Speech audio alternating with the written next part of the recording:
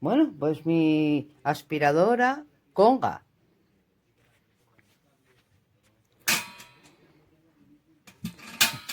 Una capacidad muy grande. Un tubo maravilloso. Y 4 ruedas, que hay que montarlo todo.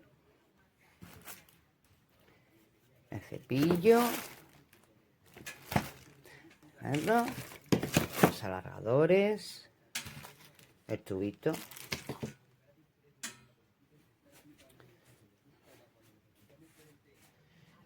Y ahora pendiente de probar. A ver cómo va. Y ya diré si sí o si no.